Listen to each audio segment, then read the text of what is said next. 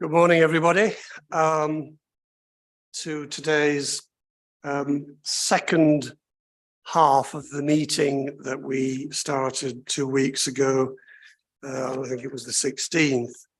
So here we are on the 5th Monday of the month. I was told this morning on the radio for the Planning Policy and Built Heritage Working Party at North Norfolk District Council. I'm Andrew Brown.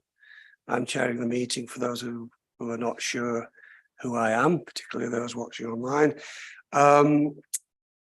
So just a little bit of housekeeping first of all. Can I invite people either to mute or switch off their mobile phones? Yes, I have. Before anyone asks the question. A little bit of housekeeping in terms of we're not expecting a fire alarm. If there is one, it's real. Please make your way out promptly but carefully to the stairs. Don't use the lift and congregate either at the front or back in that eventuality, which we're not hoping will be the case. And we're also hoping not to have any power or interference outages with our feed, so we can get through the meeting this morning, or the remainder of this meeting. I've had to consult with my colleagues, who I think should introduce themselves on the top table here. I've got officers to my right. Where you go? Morning, I'm Mark Ashwell. I'm the Planning Policy Manager with the District Council. I'm Matthew Gutteridge, Senior Planning Officer. Good morning, I'm Lauren Gregory, Democratic Services Officer.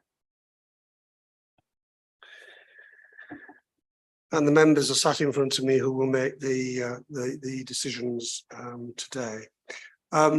So I had a discussion with Lauren about how we kick the meeting off. There is no need, should I say, for apologies for absence, because it's just a reconstitution of the original meeting. I think we're all present, aren't we, actually, unfortunately? Yeah, we've had 2 apologies with members who've been able to make the second half, the reconvening of this meeting. So Councillor Mancini-Boyle and Councillor Fitch-Tillett aren't here today. Right. Thank you very much. And we've no need to ask if anybody's got declarations of interest, because the declaration 2 weeks ago is carried forward. Unless there is anything in particular anybody wants to reveal, but I'm guessing that there isn't. So we move, I think, to item 8. Are we appropriate in doing that? Yes, so when we last met and where we were reconvening from, we were on agenda item 8 and members were discussing the first section of the officer's report, which was to do with the employment land designation. Okay, so this is the proposed modifications to site allocations. If you're ready, Mark, I'll hand over to you. So it'd just be helpful, I think, just to refresh where we were when we lost the technology at the last meeting. So we were about to discuss adequacy of employment land provision in the district. I'd indicated that the background evidence that we relied upon didn't justify in our minds the allocation of further designated employment land. Nevertheless, recognise that demand and supply are not always closely aligned with each other. We do get inquiries from landowners and developers periodically who find it difficult to find suitable sites. And then went through what the policy in the plan actually says around delivery of employment land, with the focus firstly on allocated sites. So if you want to invest in the district, you should look at designated and allocated employment land in the first instance, but then explain that it's a policy mechanism which allows for employment to be delivered outside of development boundaries, where the applicant has first looked at allocated sites to see whether they're available or not, on the premise that we ought to have a plan that is sufficiently flexible So we don't end up in a scenario where, we've got somebody who wants to create, good high value jobs somewhere in the district, but is frustrated in doing that because of the absence of designated sites. And then the conversation or discussion was about to move on to whether that flexibility was sufficiently adequate and whether we should go a step further along the lines of adding a permissive policy approach to either mixed use developments, so you have employment development with something else on the site, or some other form of enabling development on the site itself or elsewhere in the community, and whether that would be helpful or not. And I think I finished my little sort of summary presentation with a recommendation that we agree to the flexibility in the policy, which allows for development outside of development boundaries in the circumstances I've described. But we were resistant in principle to the idea of including the specific term enabling development in the policy itself, but recognizing that applicants might choose to argue for enabling development. That's fine. They can make that case in association with individual planning applications, but we didn't want to bed that into a policy because it would run the risk that it would become an entitlement, something that somebody would always naturally want to have, rather than us being able to say, you need to evidence why this is required. And I stopped at that point and we're about to discuss the merits of those things, and then it was over to yourselves to sort of discuss it. So the recommendation was to agree to a modification to policy E3, which is in the papers, which allows for all types of employment development outside of development boundaries, where the applicant has first demonstrated that existing sites, designated sites, are not suitable for whatever reason, but not to go so far as to include enabling development in the policy.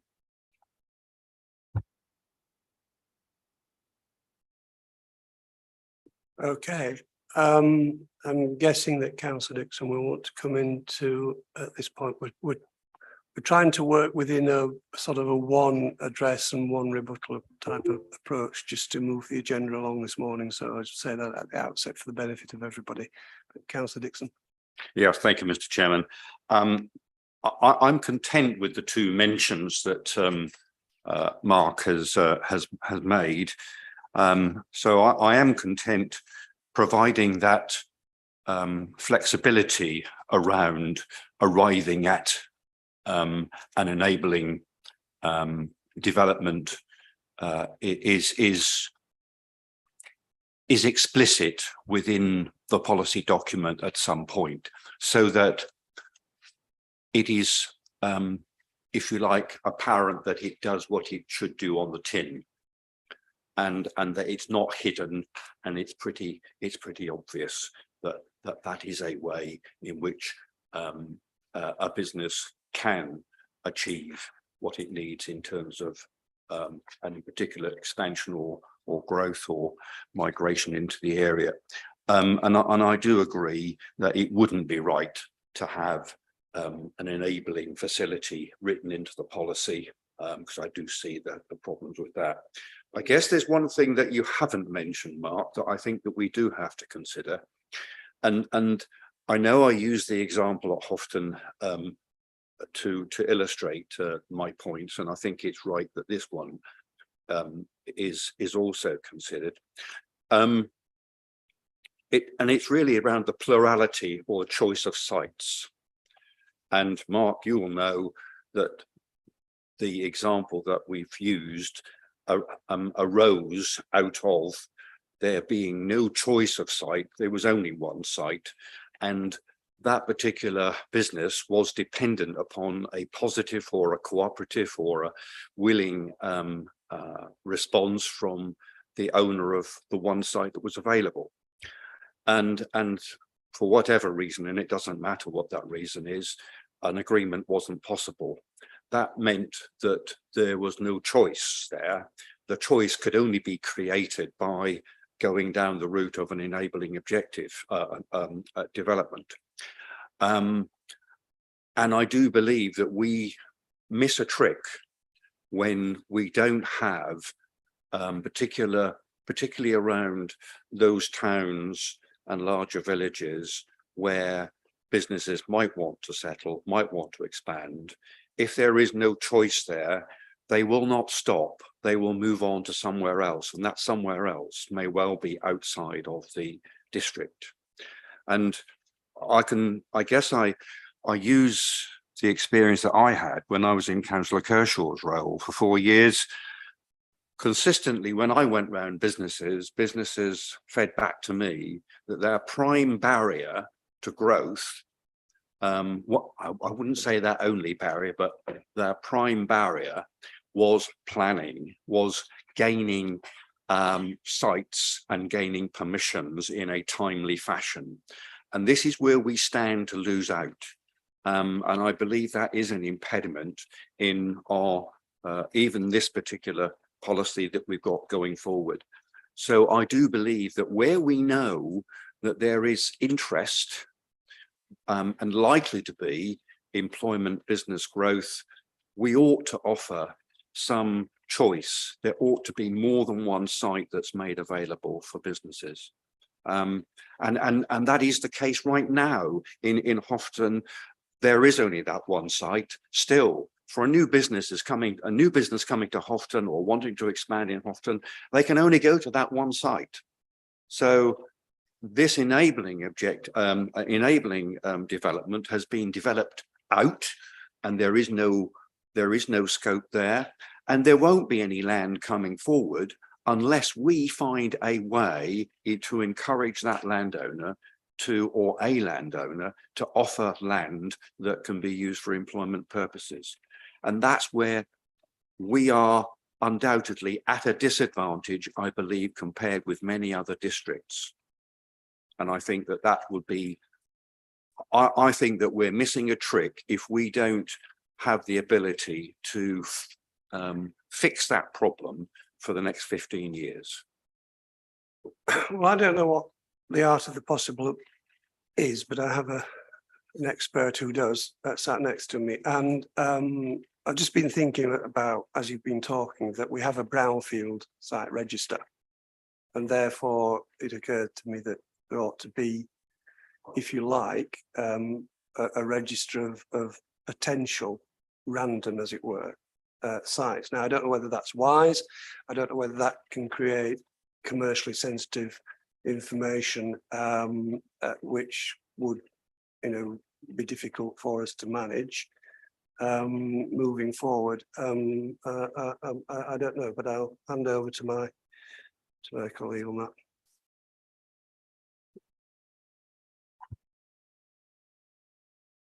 Well, the response to the sort of lack of designated sites being available, and Councillor Dixon's right, in any given location in the district, you'll probably only find one or maybe two designated employment areas. We don't designate multiple employment areas and have the sort of choice that Councillor Dixon's alluded to.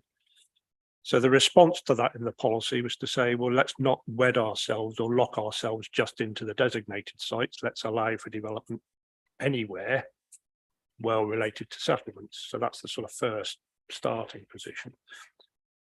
The second, I suppose, the argument that's being made is it's all very well having a policy that says, okay, anywhere, but how will that actually transfer into the real world, and how will that be delivered unless we incentivize it to be delivered in some way? And I do agree that I think it's a bit dangerous to use the Houghton example for everything, because there are examples elsewhere in the district where we've had speculative employment development happen. Fakenham's a good example where enabling development has not been required and the designated sites have proved to be very suitable and have come forward. So got to be a bit cautious about using one example and transferring that across the entirety of the district. I was going to suggest, without a specific modification from anybody on the floor, that the principle of enabling development and the positive way that the council would like that to be framed appears in the plan, in the preamble to this policy. But I'm reluctant to go down the route of saying, let's try and agree the precise wording by committee, because I don't think we'll be finished by 12:30 or 1 o'clock if we go down that route. So I'm going to suggest you delegate the final wording to me on the basis that you're supportive in principle of the notion of enabling development being flagged in the plan somewhere in a positive way. But I'm going to say that you need to use the words exceptional or justified or evidenced or something in that text, so that it doesn't just become a free for all and we get back to the position where the landowner determines whether development happens or not, because that will put us on the back foot and will be, I think, a very unfortunate position to be in. But you know, a paragraph that precedes this policy that says exceptionally it may be necessary to include enabling development, and then a definition of enabling development in the glossary to the plan that spells out what that is, in the sort of positive way that I think you're anticipating. I think we could do. But I haven't written the words out, and I've got nothing to offer you as what those words will actually say.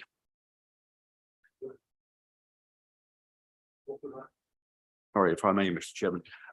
What about the question of at least looking at the choice and plurality of sites? And I take your point that the Houghton situation is not pan district, but and unlike many things, the solution needs to kind of fit the problem. But there are others where this situation could well exist. And just one point I was going to make was, if you look at, for example, at sites like Scotto Enterprise Park, where you've got a simplified planning regime there. One of the big attractions to that is that businesses, when they go there, don't have to worry about planning, providing they meet the overall constraint of that site. They don't have to worry about that, and that's one of the reasons why they're queuing up to go there. And we have to compete, if you like, with that. And we have to offer some alternatives. And if we don't create some degree of competition amongst landowners and sites, then we won't move forward. We will stay in this difficult situation of achieving a better balance of employment opportunities and economic growth. Yeah, I mean, we are up against a bigger beast, though, in a sense, because we know that the development and attraction for business is more or less centred around the A47, isn't it? In terms of what is available in funding from central government and so on. And it's not. I don't want people to take away from this meeting that, you know, we are the only inhibitor, so to speak, to business coming into North Norfolk. But that said, do you want to go back on that one? Only just to say that, you know, we're not at the point in the plan making cycle where we're hopefully on the cusp of submitting the plan for examination, where we've got the luxury of going out, finding, consulting upon options and allocating additional employment land around the district. I mean, that is going back to preceding the Regulation 18 stage consultation that we did probably 2.5, 3 years ago now.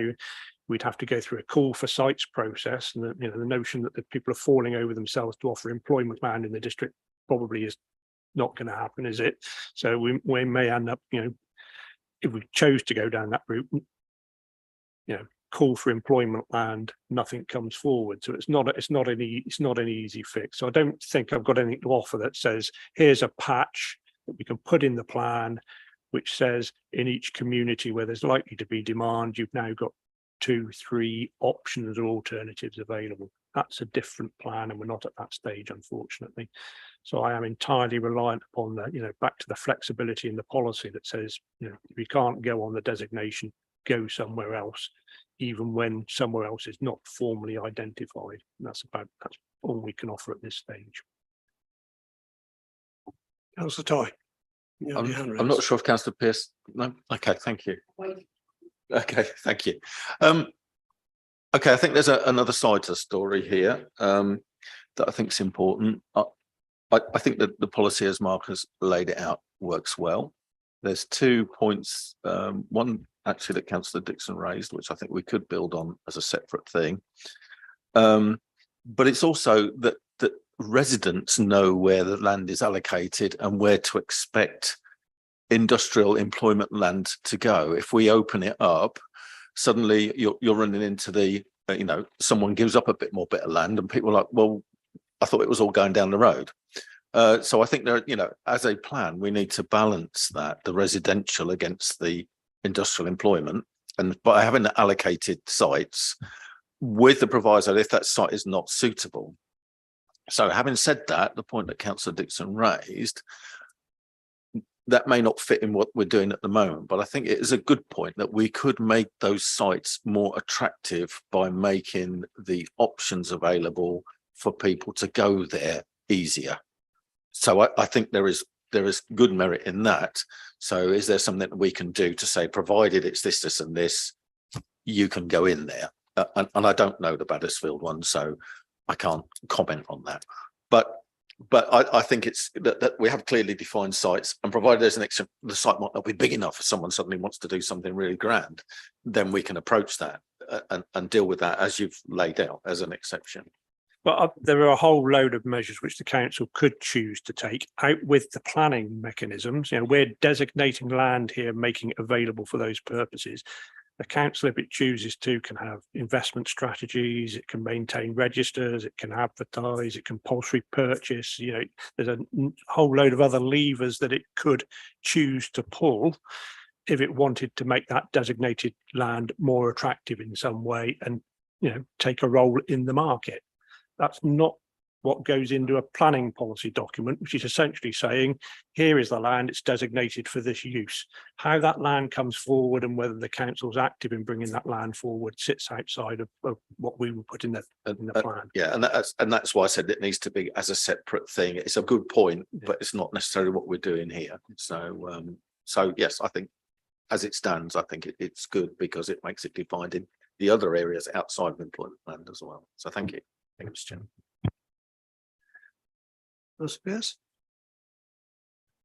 Thank you, Mr. Chairman.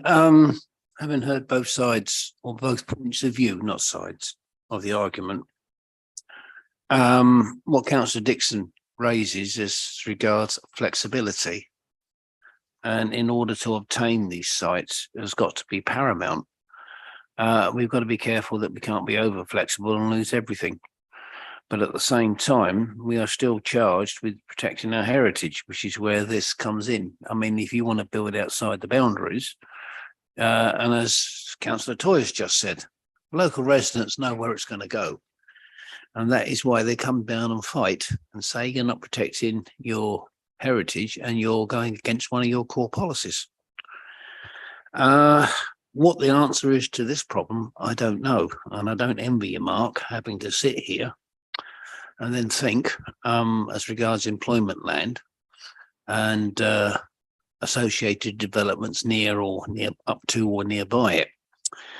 But we haven't got the infrastructure, which is why we're discussing it today, to be able to put down a carte block plan. Our roads are narrow, they're small, they're not lit. We still live in a village society.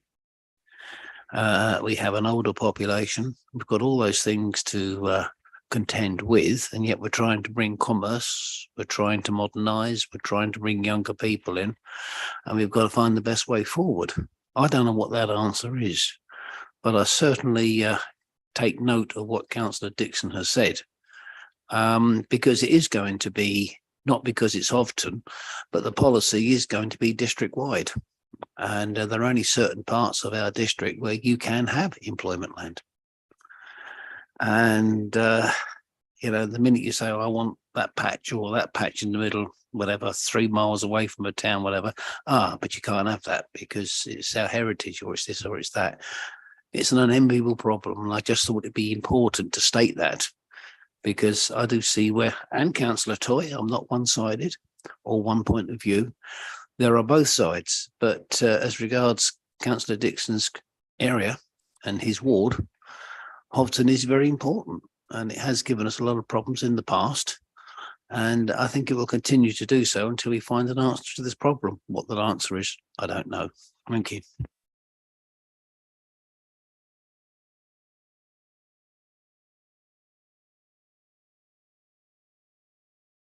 Thank you, Chairman.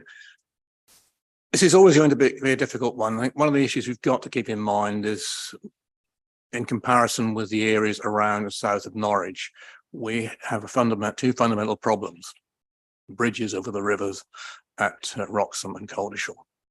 We do not have the transport links that make it easy for larger industries to move goods relatively easily.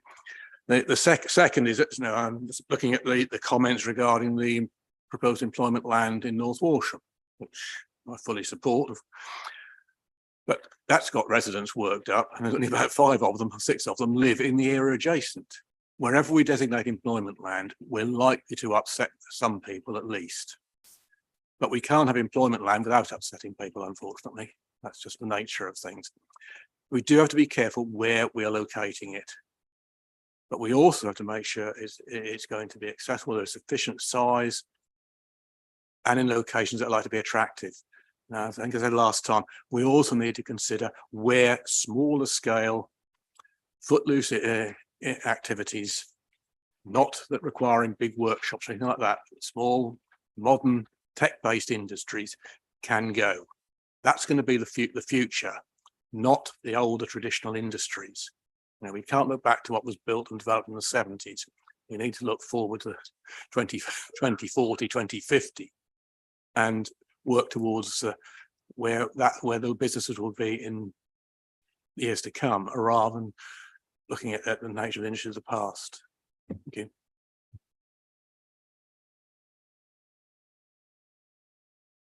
Thank you, Chair. Paul makes some very salient points there. And over the last 3 years, I've sat working on the Norfolk and Suffolk economic strategy, and everything points to central government directing businesses to places with better infrastructure. The bridges are a problem. And whilst you're getting developments around the airports, the science and technology park, the food technology park, and even now, when we have some really interesting digital businesses wanting to come to North Norfolk, as soon as they become public, county is sniffing around, inviting them to sort of go to the Britbit site or somewhere similar, offering business rates reductions, which we can't match. Business is changing. Now more and more stuff is delivered. We don't have the capability to host large delivery centres for Amazon. You've seen the developments around Snetterton, and they tend to be in the Midlands. We can't even supply enough electricity for all our car charging requirements because the infrastructure for power is depleted here. And until we get 5G and good coverage, we're not going to encourage the digital businesses too. And every time there's an application to put in another tower, we don't want it near our village, we don't want it near our town. So we are fighting ourselves, but there are bigger powers around which are directing, the East of England transport strategy. It was basically around Norfolk, it wasn't through North Norfolk. So whilst I think Mark's policy is appropriate, but it must be that businesses go to look what's on the register first before we move elsewhere. But the businesses that we are going to be attracting and have successfully attracted tend now to be digital. They're in the catering and hospitality sector. That's seen an input and a rise, and ecotourism, etc. But one of the other things we're not looking at here and is important for our demographic is the increase in care homes and extra care facilities, which are not necessarily businesses, but they require land. I can't see, and also, as we're going through the cost of living crisis and fuel costs, it's made businesses think about investment. They want to cut down their mileage. They want to have a labour force on their doorstep. We will be in the shadow of South Norfolk and Norwich, sad to say, for many years to come. Thank you. Thank you, Richard, for that. The most depressing bit, but I think you actually speak a lot of truth there. Yeah, I'm sure you can.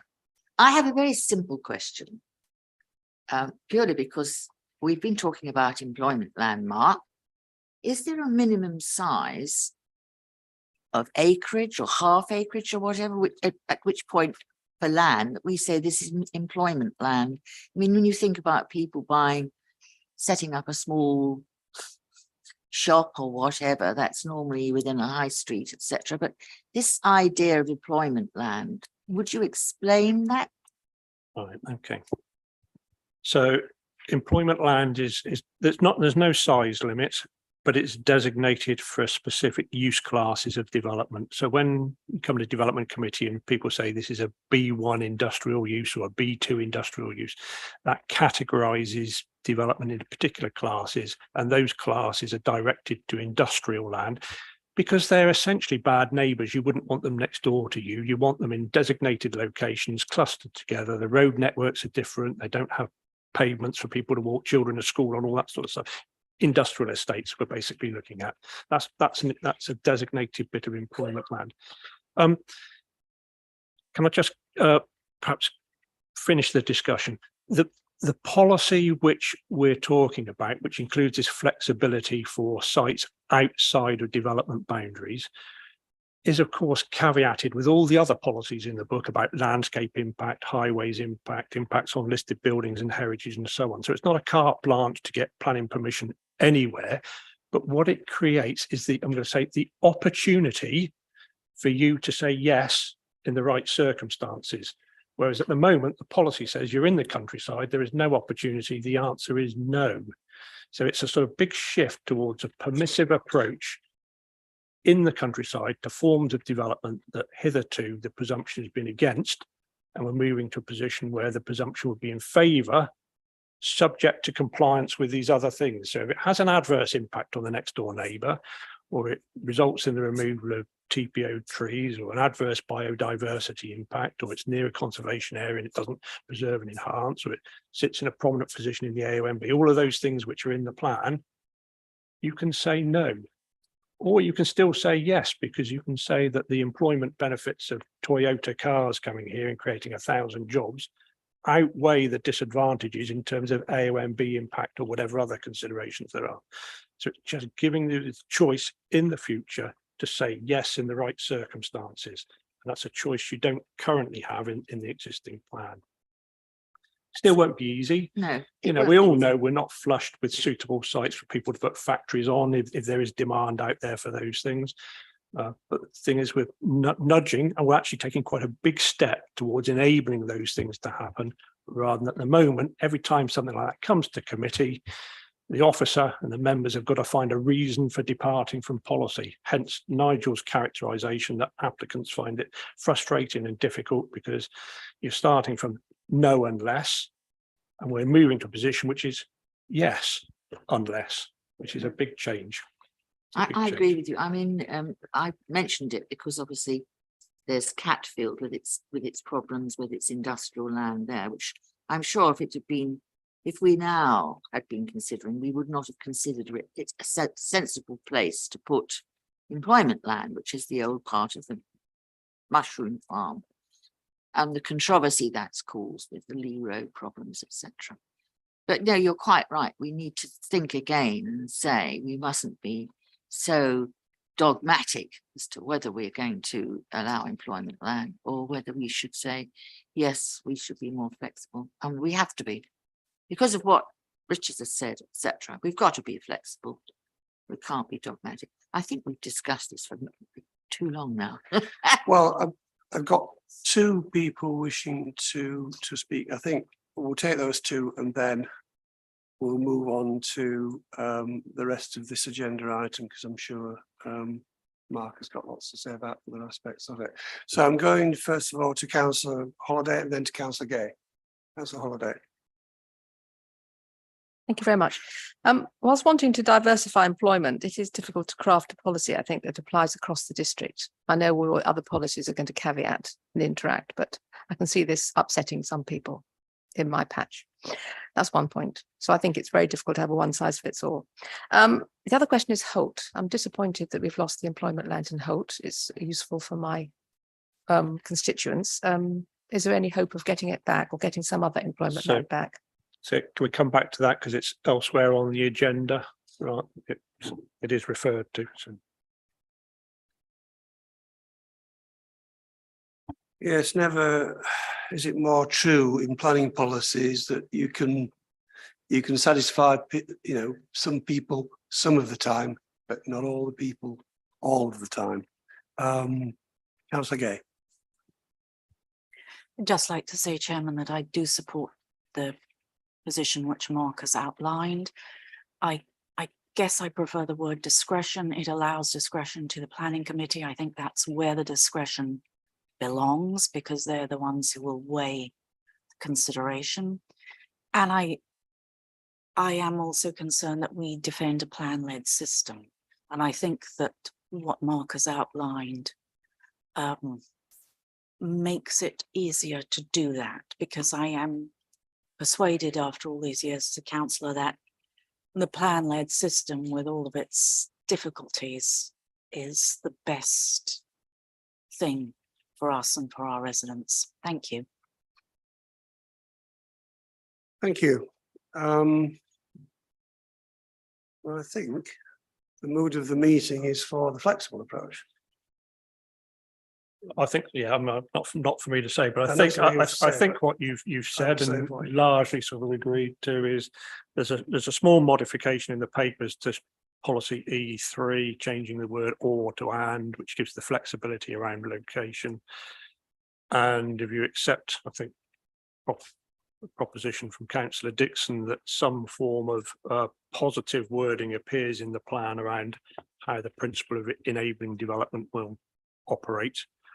And I've challenged myself to come up with some wording that everybody be happy with.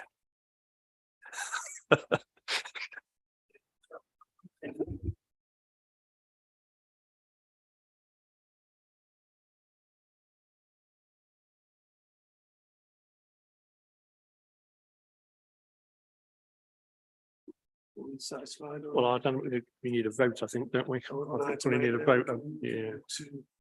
Well, I didn't hear a formal proposition, but I don't know whether Councillor Dixon wants to make a formal proposition, but well, it's up to him, accepts the modification to policy E3, subject to further explanatory text being included around enabling development.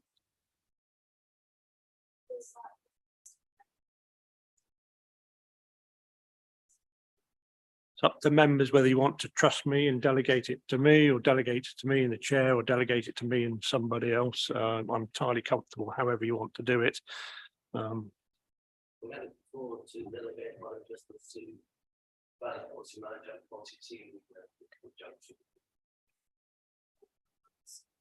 just going to say we had that in connection with the policy at the previous meeting. I think recommendation 2 to delegate minor amendments. I suppose in the scheme of things, it is a minor amendment in the finalisation of the submission version and schedules and associated documents to the planning policy manager and policy team leader in conjunction with the portfolio holder, ACCA, chair of the planning policy. Councillor Dixon, you're in injury time. Well, I'm trying to be helpful to you, Mr. Chairman, in the sense that I would be content to run with the proposal that I think Mark outlined in terms of a description. And I would even offer some assistance in the wording of that, if that would be acceptable. I think I know what I'm looking for on the tin, so to speak, so that people identify and recognize what it is. And I don't wish for a formal role, but I would just offer to be a part of that conversation when that takes place. So I'm quite happy to, as I said, support or to go along with the proposal that Mark has outlined. So it's a sort of a vicarious vote of confidence in our policy manager if we go down that route. I'm not too sure whether we should do that. We haven't gone down that route with the previous meeting and the recommendations over the policies. So I know we're on site allocations today, it's distinct from policies, but the two obviously are interlinked in this context. So I don't honestly feel the need for that. And I think I'm worried that we're getting into territory which is not consistent. But yes, no, it's, yep, I accept that in the spirit with which it was intended. I acknowledge that what you were trying to do was to make sure that we get the right ingredients in the tin, to extend your metaphor. And the right label.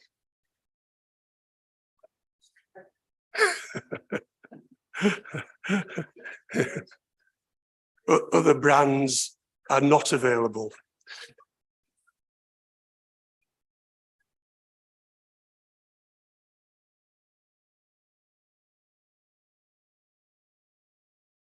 It's whether or not members wish to have an additional proposition, or whether they feel that the recommendation to delegate minor amendments in the finalisation of the submission of the version, which continues on, is sufficient. And is this a minor amendment or is it a separate proposition?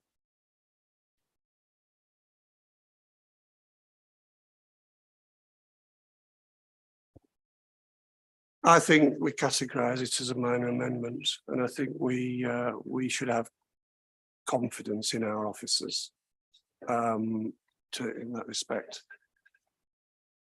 I'm just looking at my watch, Nigel. Yeah, well, okay, yeah, okay. yeah, Well, the we're whistle coming in. hasn't gone We're yet. coming in for the last attack. All I was going to say was, surely somewhere in item 1 or item 2, we can put the word flexibility in there, because this is what this has been all about this morning, and we've come to a consensus of opinion that we need to have a flexible approach. I'm not putting words into Mark's mouth at all, but or to the policy, but we've got 2 options here. And we've just sat around here for the last 40 minutes talking about flexibility. So I think the word flexibility or a flexible approach has got to be one of those 2 items amended. Okay, so I think the minutes will reflect the conversation you've had. I'm confident coming up with the wording. I don't need a separate bespoke resolution or vote on it. If you're content to include it under that broad minor modifications, I know what you've discussed, I know what you agreed. It's just coming up with the terms of the wording. If I'm uncomfortable about it, I need to reference back to portfolio holder or anybody else in the room. I'll have that conversation. If I feel that I'm sticking my neck out and going in the wrong direction, or we'll be uncomfortable with something, at the game long enough to know that I will come back to you and seek further clarification. I'm entirely comfortable that we proceed on the basis of the existing resolution, that there are minor modifications that you've agreed. That's okay. Yeah.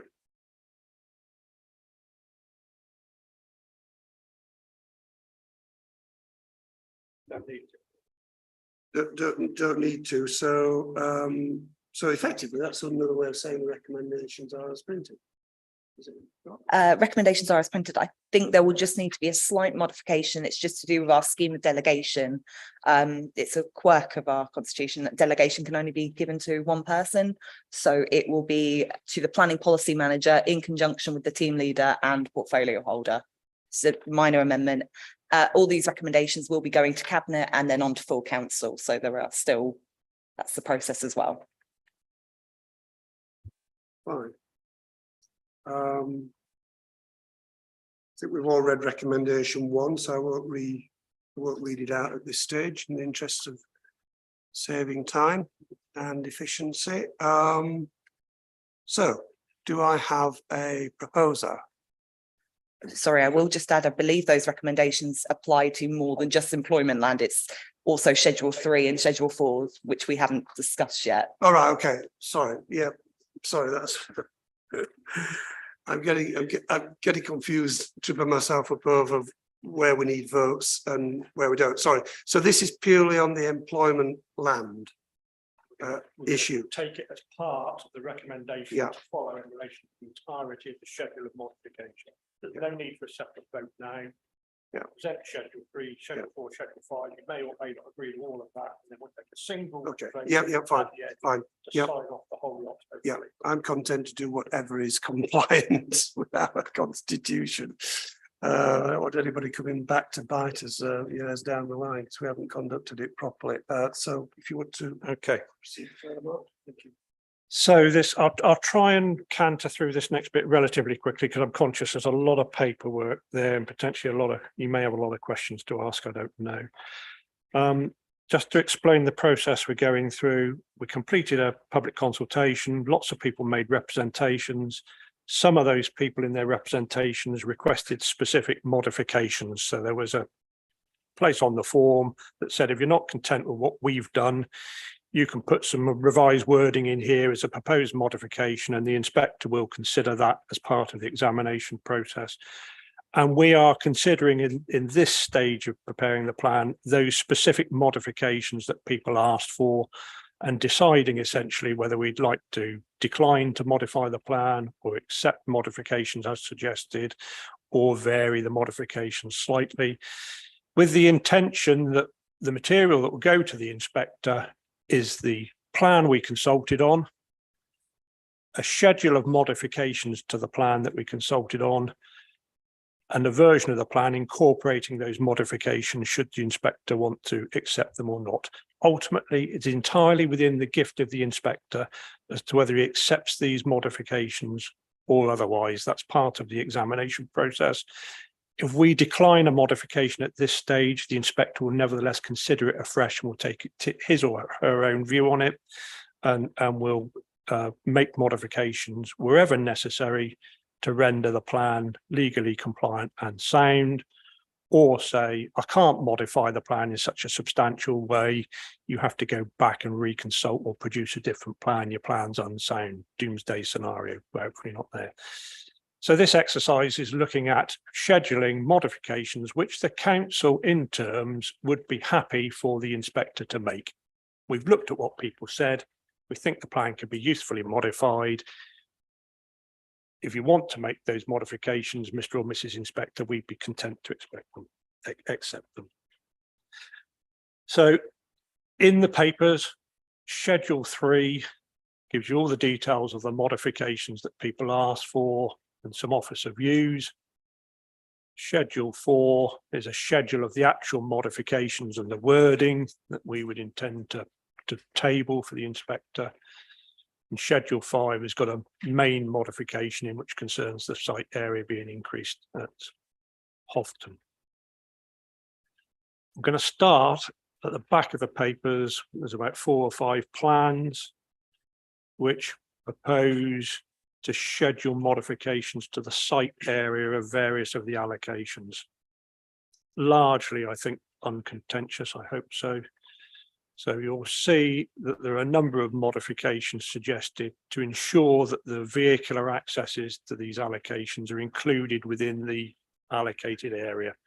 So at site at Wells, one at Cromer, and one elsewhere, we're suggesting including a little bit of extra land.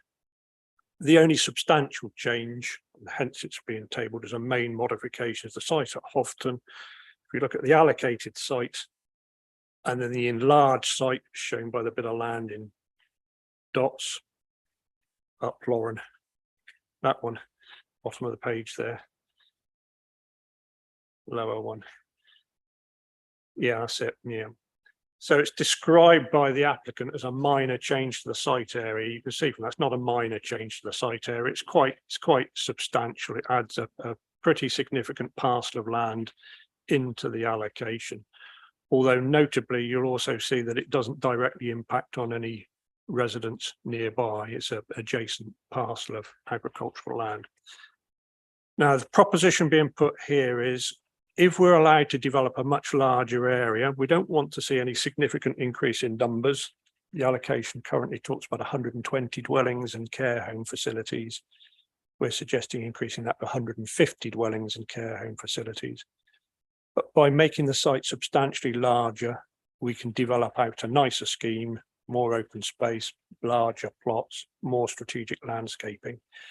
And critically importantly, and why we agreed to this modification, we can spend significantly more of the enhanced value on infrastructure, particularly drainage works.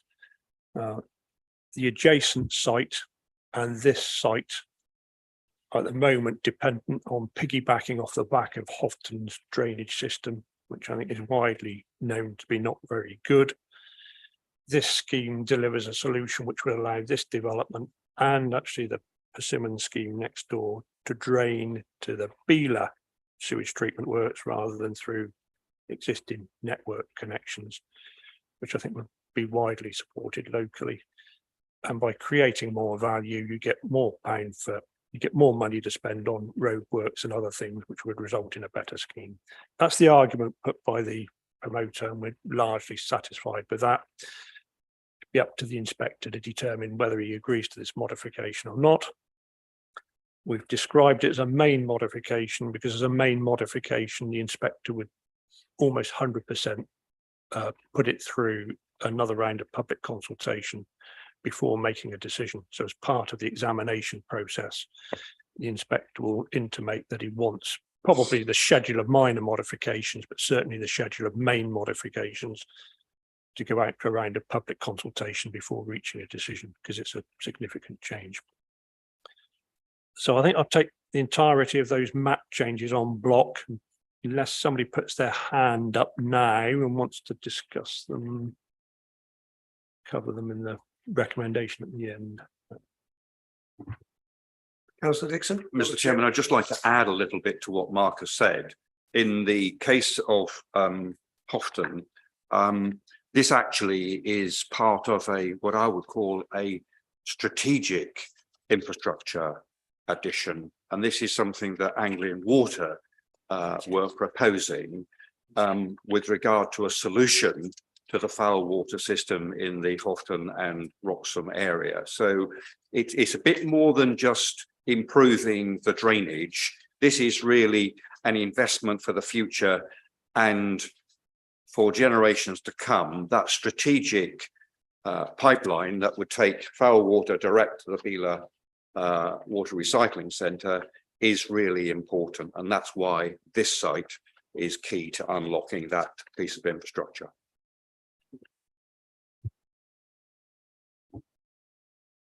Thank you for that important point. Anyone else? Nigel? Yes, obviously looking in my own ward at the one previous at Pine Tree Farm. First of all, Mark, thank you for your time and listening to what I thought was pertinent points on what I still consider, and you know my feelings on this, and you, Andrew, a very potentially difficult site due to the access and the present condition, traffic flow and situation as regards the B1436. I know I can't combine the two. Can I just say, but we're going to say this is a separate item. Okay. So what do you want me to do then? Stop here and you put it through, or? you want to continue your address when we come to this Okay. separate item? Fine, okay, if it's a separate item, that's fine, I'll show up, sir. Yeah, okay. Yeah, so I was just fielding any specific questions about the boundary changes shown on the plans. And then I'm going to go on and I'm going to rely on Schedule 4, which is the proposed modifications to other policy areas, which picks up some of the points I think you were going to then go on and discuss and deal with it that way. But I just wanted to focus on the plans at this stage. Yeah.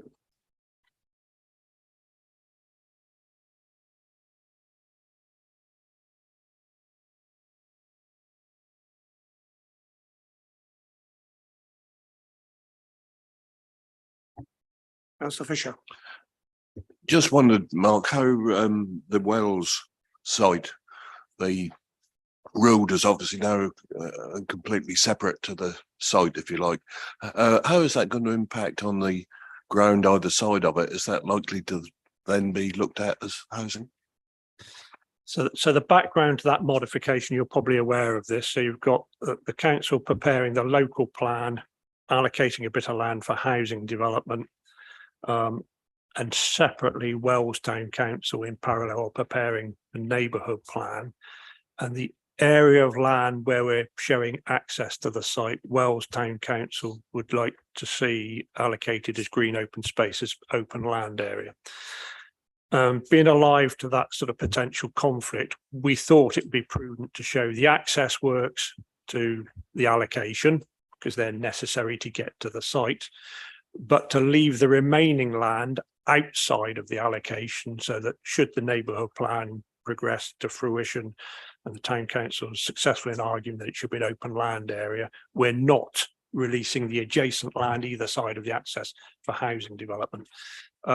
Holcombe Estate, the landowners here, initially wanted the entirety of that green land included in the allocation. We've resisted that, being mindful that the town council have got different views and that can be addressed through preparation of the neighbourhood plan. Clearly can't allocate a bit of land for housing development unless you can get to it. So the site will need to have an access, and this depicts a logical point of access across the site.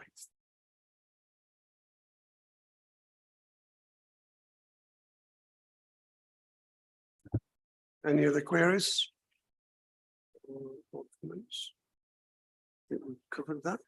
You want to progress? So what I'm going to try and do now is I'm not going to take you through the entirety of Schedule 3, which is the bulkier bit of the appendices, which has got all of the requested modifications in it. You'll see the printed recommendations. I'm going to go straight to Schedule 4, which is the proposed modification schedule. And just, again, I'm not going to read every single page. I'm going to sort of land on some of the highlights, the ones which I know or I think you'll want to discuss. And then obviously you can come back to me if I've missed anything, there are any particular issues you want to raise in relation to either Schedule 3 or Schedule 4. I'll take that in a question and answer session at the end. So I just wanted to just I know I'm not brief about anything, but fairly briefly go through Schedule 4, which is the proposed modifications. And you'll see a lot of these are, I would describe them as typing, grammar, factual, sort of clarification modifications, a lot raised by North Norfolk District Council ourselves, either housing or we've spotted something. And others who've made perfectly sensible suggestions that a little bit of clarification or modification would help, RSPB or some of the sort of lobby groups and statutory consultees who say that the policies as drafted don't entirely cover off what they'd like to see covered off. And I think we can take those as read. I don't think there's anything controversial in any of that. If a consultee says, we think reference to surface water drainage or stone curlews is a good example, those things are factual and useful to say, we want to accept those as modifications. There's no point in arguing for argument's sake. So a lot of this schedule is those types of modifications which are beneficial to the reader's understanding of the plan and what it says, what's required. So I won't go through all of those. So I'm starting on page 67, and I'm going to have to quickly read these as I go so I know what I'm talking about. One down the bottom of the page. We've got two proposals in the plan called TATO 1 for some reason. So we never spotted it, but there are two proposals got the same reference number. That modification just corrects that to make sure there's a distinction in the plan between the two things. Over the page, these modifications fall into the category I've just described. So second one down is minerals on a site. Standard clause where there's underlying evidence that there's silica sand or some sort of mineral that might be working. Before you develop the site, you work the mineral if it's practical to do so. That's in the County Council's Minerals and Waste Core Strategy. So you don't just build on top of it. If it's worth digging up, dig it up and use it.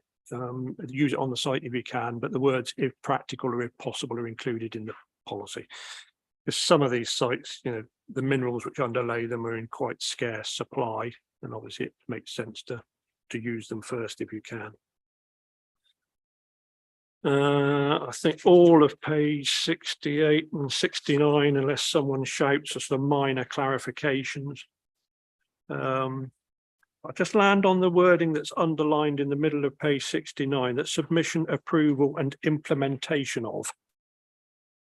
We like that, and there's a very helpful suggestion by Trinity College about the Fakenham sites, but we've used the words quite often prior approval of, but we've neglected to include submission and implementation of, so the actual clause requiring somebody to do something was missing. So you'll see there's a single recommendation at the end of this schedule saying, let's adopt that format where it's appropriate to do so. Let's use submission, approval and implementation of as a standard clause throughout where it's appropriate. That's sensible. Page 70, I think they're all just minor clarifications. So the bottom of page 70 and into page 71, this is the Heath Farm allocation at Holt. I'll pick up on Victoria's point about the employment land here. So we had initially a landowner who was promoting fairly sizable residential allocation of mixed use with some employment in it, and an entirely separate employment allocation, 6 hectares of employment land. At regulation 19, or slightly before, we were about to publish the plan, got correspondence saying, we don't want our land to be developed. This is the employment land allocation. We don't want it included in the plan. And you shouldn't include land in your plan where the landowner is not prepared to make it available. That's an important point, because for a plan to be sound, it's got to be effective and it's got to be deliverable. So if you've got a bit of land that's not deliverable, and the landowner said in terms, in writing, very clearly through the process, I'm not prepared to make my land available, you've essentially got no choice other than to take it out. It's not a proposal that can be delivered, which obviously raises the question about what happens in relation to employment land in Holt, where you previously had a 6 hectare allocation and now you haven't, and you have to rely on the older designations which are still in the plan. There are still areas of employment land on Hempstead Road and elsewhere in the town, and forego the 6 hectares you would have got. And I'll say now it's a risk to the plan. An inspector might turn around and say the adequacy of employment land in this particular catchment area for Holt, Sheringham and Cromer now looks a bit light. You constructed a case when you were preparing your plan that it would be useful to allocate additional land in Holt to serve the needs not only of Holt but also of Sheringham and Cromer, where you're not making allocations, and now that's gone, it's not in the plan.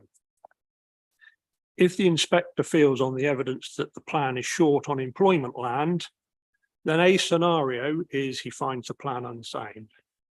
Entirely improbable, unlikely that a plan would be found unsound on one issue and the whole plan gets chucked out. An alternative would be for the inspector to look for a modification. So he might defer examination of the plan and say, go away and try and find me a site for employment land. I'm not confident about your arguments around employment land supply. You need to go out and look for further opportunities.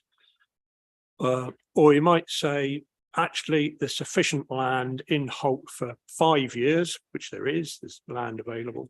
But at the end of that 5 years, you're going to be looking a bit light. I'm going to commit you to what's called a single issue review. And I'm going to ask you to start a process of reviewing your plan now, with the expectation within a specified period of time, you'd have found more employment land and designated it in this particular catchment area. I don't know which way he'll go on that. The facts are we don't have a choice, can't include land in a plan where the landowner is saying it's not available for development. So it's essentially, it's not really a decision. It's a consequence of somebody else who's already made a decision to take that bit of land out.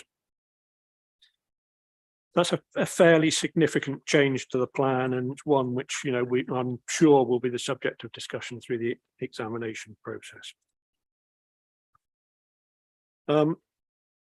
North Walsham, the big strategic allocation. There were multiple representations on this, both from the site promoters and from those people who were against the plan. And I am going to table a further modification here.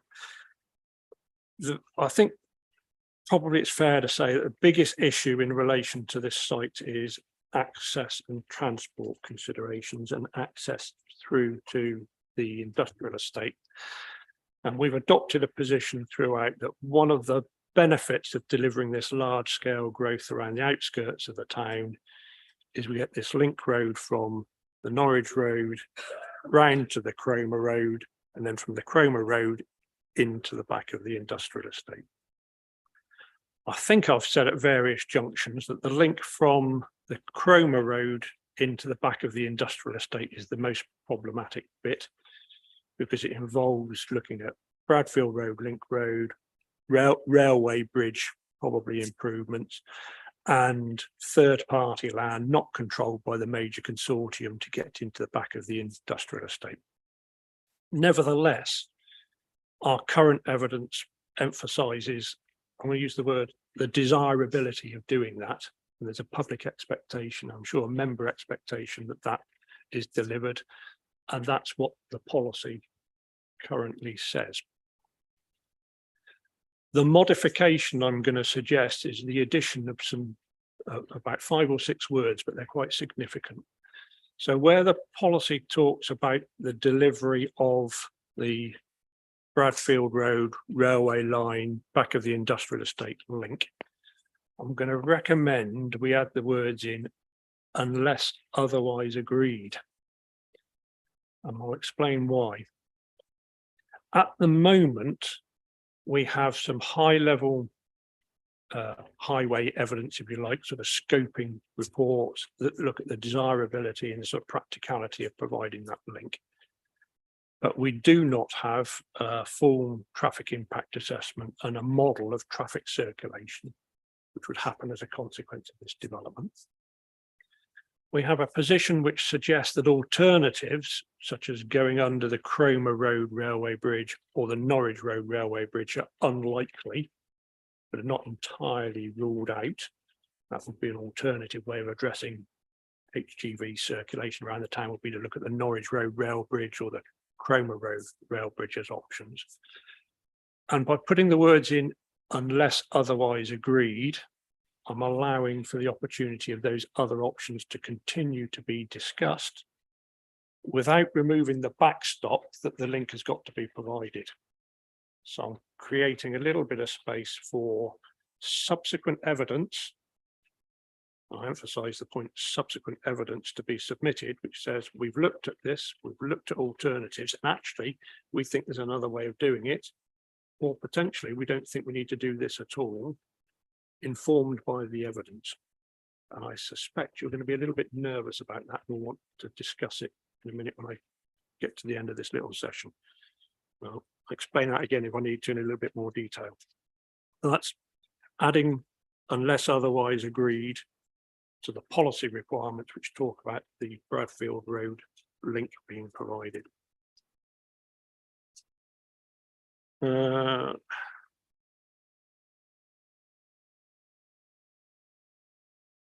As we go through page 74, 75, fairly self-explanatory. Top of page 76, Yarmouth Road, Broadreach Gardens at Stalham, the allocation there. One of the plans that you sort of nodded your heads on at the beginning of this, the 5 plans at the back, included the inclusion of additional back garden area on a property called Edgefield, which immediately abuts our originally proposed allocation and logically could be included in the revised boundary, thus allowing the whole site to be looked at in a comprehensive manner. The site that we're suggesting should be added in is inside the development boundary of Stalham anyway, so in principle it would be policy compliant to build on it today. By including it in the allocation, we create the opportunity for the whole site to be looked at in a comprehensive manner rather than two piecemeal proposals coming in on separate bits of land. I think it just gives us a better opportunity to deliver a better quality scheme rather than dealing with two separate parties at two separate times. So that's what that modification is about. Don't think there's any on 78. 79.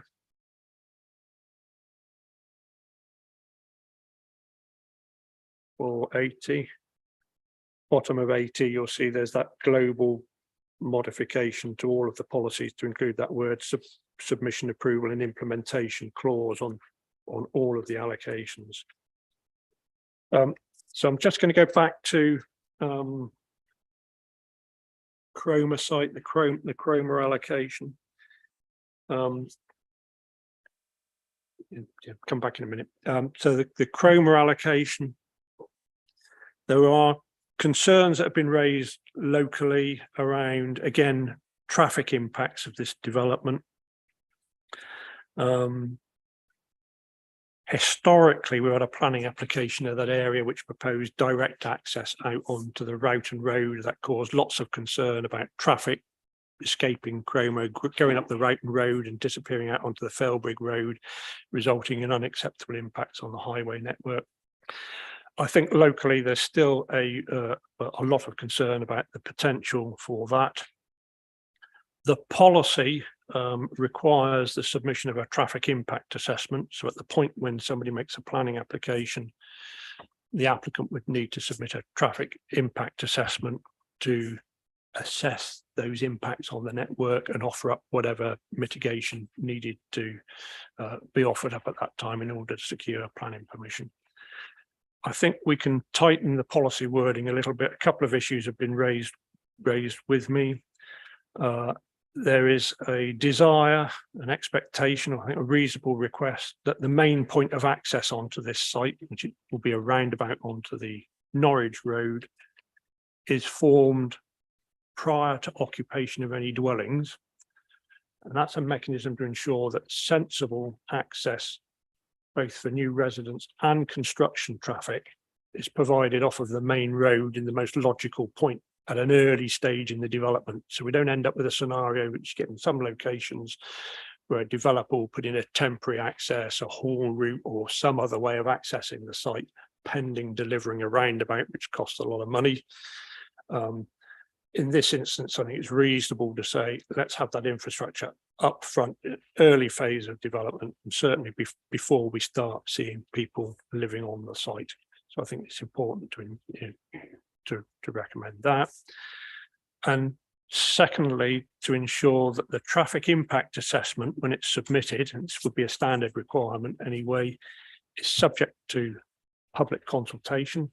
I think we can include the words public consultation in the policy. That provides sort of reassurance and transparency for people locally that whatever's submitted will be subject to public consultation. And importantly, we'll deal with the issue of construction traffic. These big sites can have significant impacts in terms of construction vehicles and material delivery coming and going from the site.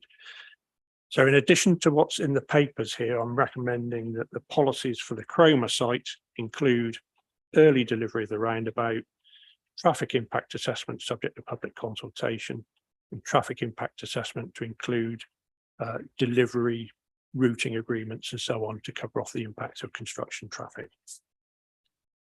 I'm drying up, so I think that's broadly it. Take questions on Schedule 4, and then you might have other stuff on Schedule 3 as well. So I have an array of hands. I think Councillor Fisher is first, and we've got Councillor Lewis. Yay.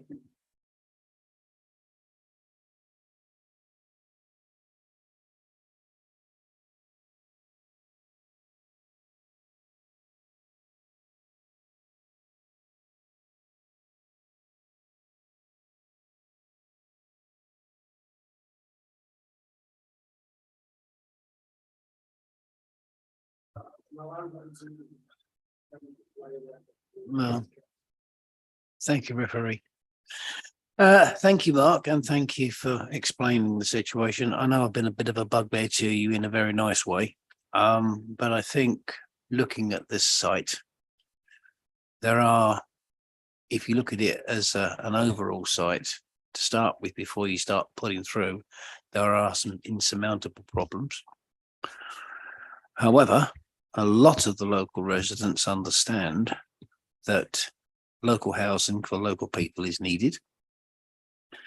And our large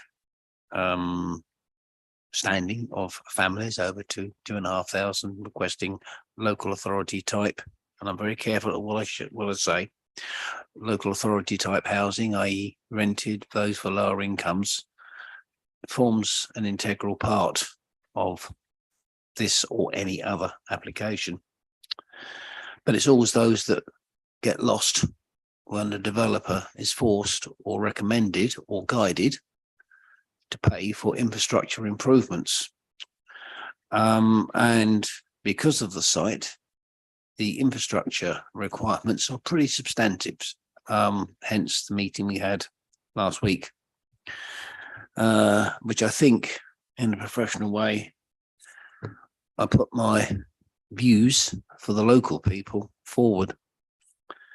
And I noticed, and I note, and I've replied back that I would at this stage buy into option 2 for your change of recommendations from the original draft, which brought forward my reservations. I have to ask a question which I didn't ask because it's come with later thinking. It hasn't come in order to bushwhack you or ambush. But bearing in mind what I've just said, and that these infrastructure requirements are required, can we make it that the allocation of this local authority type rented housing is not diminished in any way? Because we all know that as soon as you start making recommendations through a S106 agreement or whatever for infrastructure, it's always the social, local council, whatever what you call it, it's always that allocation that gets hammered because they're not making any money. Now, development is a hungry animal. It doesn't always abide by rules, regulations, and stipulations. And I promise you that I haven't asked this question now in order to cause you any embarrassment. I need to understand that if we're going to go ahead and get this done, of which it is a very, very high need, and it comes back to what we're discussing this morning, infrastructure, investment and delivery, I cannot undertake any situation where the local authority type percentage is diminished. And I think any developer has got to understand that. So I ask, can something be put in there that the 31, 33%, whatever it is maintained, despite the fact that the mitigation for infrastructure delivery, the developer has to understand it's got to be put in. Thank you.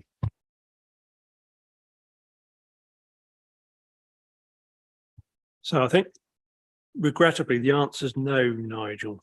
So the policy in the plan requires 35% affordable housing, and on many of the sites schedules out the necessary infrastructure. So on this site, roundabout is required. That appears in the policy as a requirement.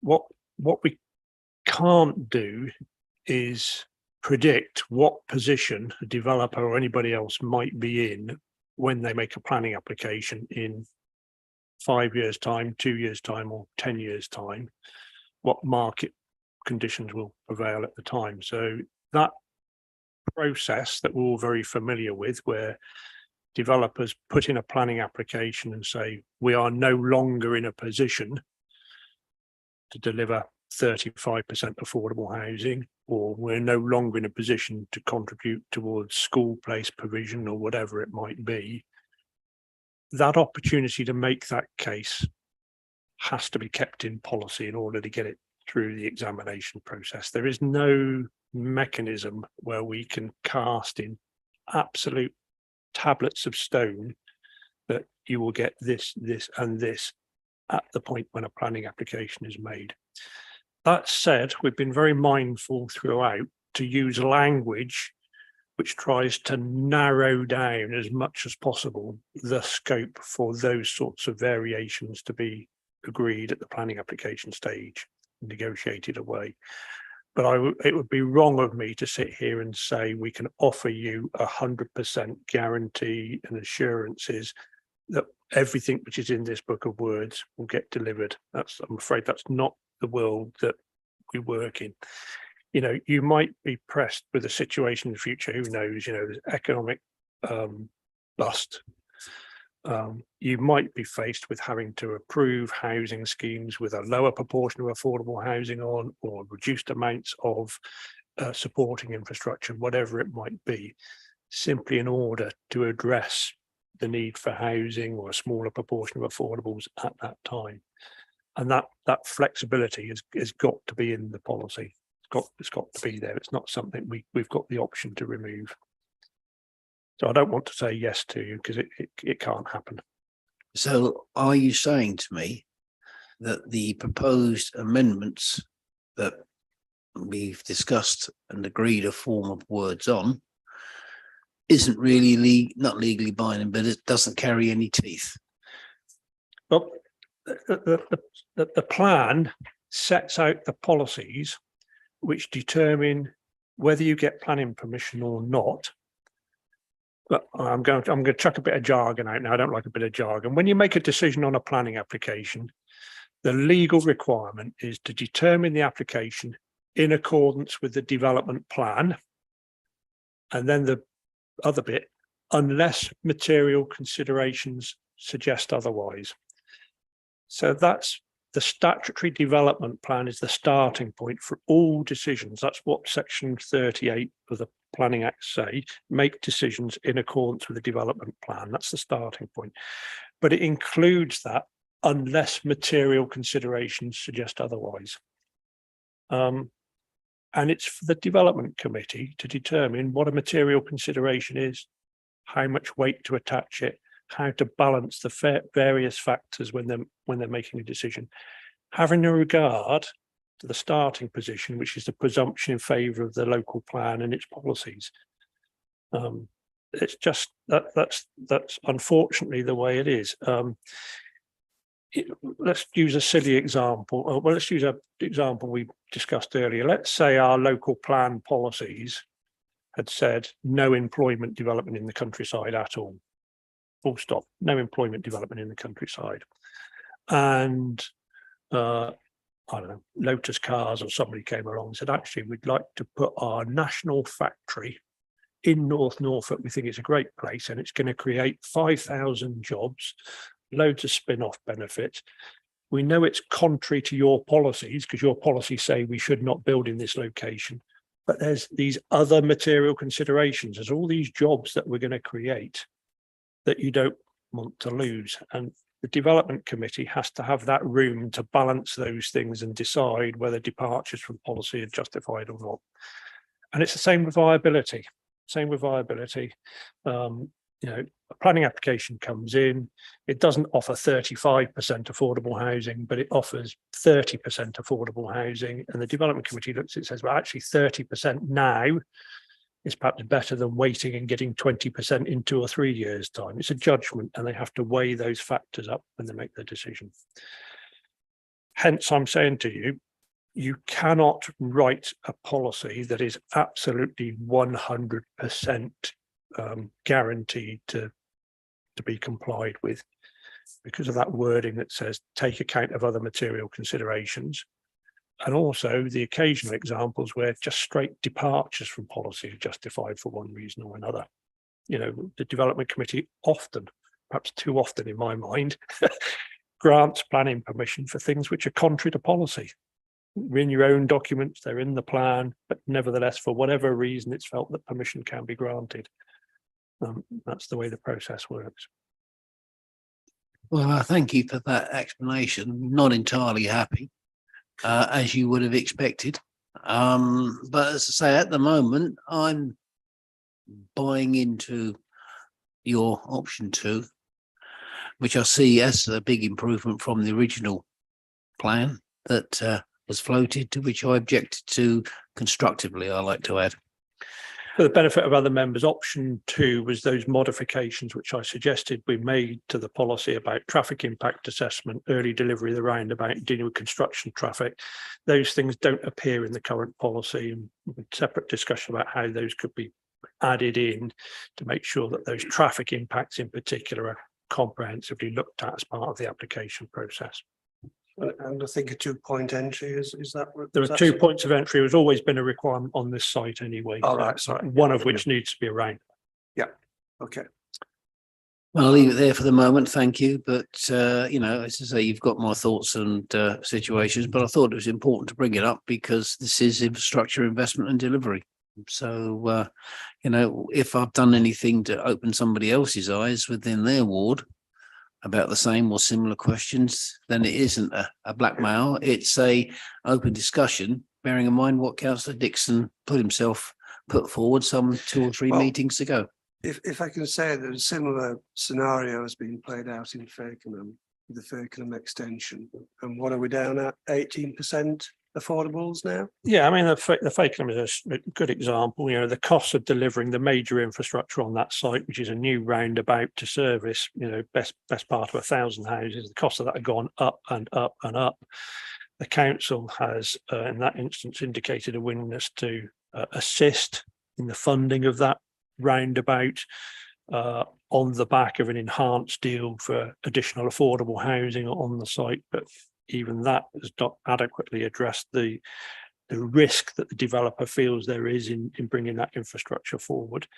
You know, 10 years ago when that site was allocated, there is no doubt in anybody's mind that it was a deliverable proposition, and we've only found out sort of 10 years later that those costs of infrastructure have gone sky high. We've now got the added risks associated with nutrient neutrality. It's got to be addressed on the Fakenham site, so very substantial additional cost that wasn't even being thought about when the site was allocated. That's why I say, you know, things change. Who knows what the next nutrient neutrality issue might be when these allocated sites finally become the subject of planning applications. There could be all sorts of other things in play that will have to be taken into account at that stage. Well, thank you for that. I will say, obviously, and I've said it to you already in writing, Mark, we will want to address the inspectorate when the plans come through. So I've made that public again. You know, I know what will be allowed. Whether I'm voted again or not is immaterial. I will be there. But thank you for what you've done. As I say, and at the moment, I'm buying into what you've said without saying 100%. And so things will obviously turn. But if I've helped somebody else, then I'll shut up now and let them take over, because what I said I thought was very relevant. You've said it in our meetings. And after all, infrastructure investment and delivery is an integral part of any local plan. Yeah, sure. Right, I'm anxious to move on because we've got a few people to get through. Councillor Fisher, we've got Councillor Heinrich, Councillor Gay, and Councillor Grove Jones in that order. So, Peter, over to you. Yeah, mine's easier and lighter to answer, I'm sure. Top of page 70, and the Wells. I don't want my friends in Wells worrying that we're going to have advertising boards at the junction of the Wells site. So can we change displays to splays, please?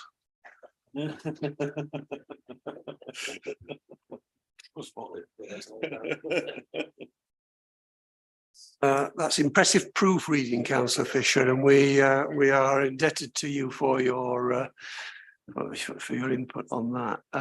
So, Councillor Heinrich. Thank you, Chairman. You obviously to come back on that link road, Mark. I've always argued that having that road right through from Norwich Road through to industrial estate was critical, that whole western extension and in the associated economic development areas. For more than just the reasons of quick access to the industrial estate. At the moment, we have heavy vehicles coming into Norwich Road which is badly parked up at the best of times, turning down another residential street, manoeuvring around to get up Greens Road. They need to go out to Drury's or wherever. If we were to be able to modify the railway bridges, and I understand from bridge engineers that technically it might be feasible, but not at any sane cost that Network Rail would be interested in doing. Besides which, to modify either bridge, it may need widening as well as raising. Huge technical issues there, and of course it would involve closing the railway line for several months at a minimum to undertake that sort of work. So alternative proposals are not really feasible, though I'm happy to accept that you need a certain flexibility because we've only done initial studies. And I'm just making the point that as far as North Walsham is concerned, we want that road through, following up through Link Road, Bradfield Road into the industrial estate. And we know that that railway bridge with traffic lights could handle the weights of HGVs, and it would get it all out of the town. It would free up residential streets from unnecessary heavy goods traffic. So that's the first point. I'll let you answer that and I'll come back with the second thing. Okay. So I need to be sort of clear on what I'm recommending here. So at the moment, the policy weds itself to one particular solution, which we all think is the best solution, but no other alternative is available in a way that would comply with the policy. So essentially we're saying it's this or nothing. That solution requires agreement with Network Rail and others, and does appear to be, let's say, difficult to deliver, not straightforward, complicated, expensive, involves different landowners in the delivery of what we all think would be the best solution, and may end up being the final solution. But by adding the words in unless otherwise agreed, I'm leaving the opportunity available to those who are promoting development on the site to come up with an alternative. But the decision on that alternative still rests with you. It's your decision as to whether you accept that alternative or not, based on the evidence that's submitted to you at the time. Now, I think you're right that the alternatives around going under the Cromer Road Bridge or under the North Walsham, the Norwich Road Bridge, have been looked at and largely excluded on the grounds of cost. And in relation to the Norwich Road Bridge, probably the practicality, because if you dig any deeper, you're going to be in a swamp. It's already wet, so it's probably unlikely to be an option. But I think it would be probably wrong and a bit short-sighted not to allow for that debate alternatives to continue between now and examination and a future planning application. You're not wedding yourself to dropping the policy requirement. I'm not suggesting you remove the obligation to deliver it. I'm just saying include some wording which allows for those alternatives to continue to be discussed and discounted if necessary, but not to be ruled out entirely at this stage until you've seen the evidence, the detailed model that will be built as part of any planning application and the development brief that's required on this site that says this is how traffic circulates around the town now, this is how it might circulate around the town in the future following the development being built. And you can then take an informed decision about the choices that may or may not be available at that time. So I'm not saying let's remove the requirement for Bradfield Road works and route over the railway bridge. Those words still appear in the policy. Just adding in that degree of flexibility to allow the council to consider alternatives. And I know that feels like it's sort of going soft and it's stepping backwards.